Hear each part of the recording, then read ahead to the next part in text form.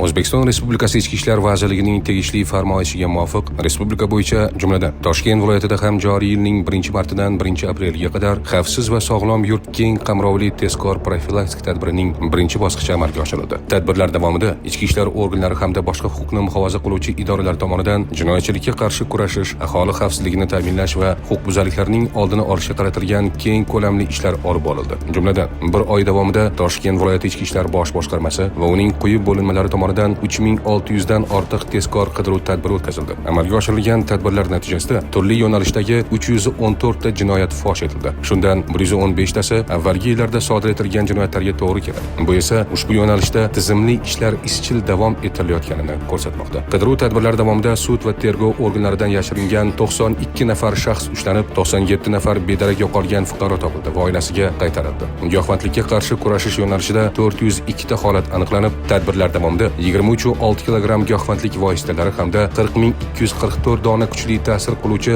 dori vositalari noqonuniy muomaladan olindi. Shuningdek, 17 nafar zakladchik ushlanib, 3708 dona zakladka musodara qilindi. Uyushgan jinoyatchilikka qarshi kurashish doirasida 282 ta holat aniqlanib, noqonuniy saqlanayotgan qurol-yarog'lar tegishli tartibda olib qo'yildi. Xususan, 13 dona ov quroli, 18 dona pnevmatik qurol, 427 dona o'q-dori hamda 585 dona sovuq qurollar, bita, kastet va turli xil pichoqlar musodara qilindi. Korrupsiya va iqtisodiy jinoyatlarga qarshi kurashish yo'nalishida 2272 ta holat aniqlangan bo'lsa, terrorizm va ekstremizmga qarshi kurashish doirasida 362 ta holat fosh etildi. Umuman olganda, xavfsiz va sog'lom yurt tadbirining birinchi bosqichi hududlarda jinoyatchilikni jilovlash hamda aholi xavfsizligini ta'minlashda muhim ahamiyat kasb etdi. Profilaktika va tezkor choralarni samarali qo'llash jinoyatlarning oldini olishda muhim omil bo'lib, bu boradagi ishlar izchil davom ettirilmoqda.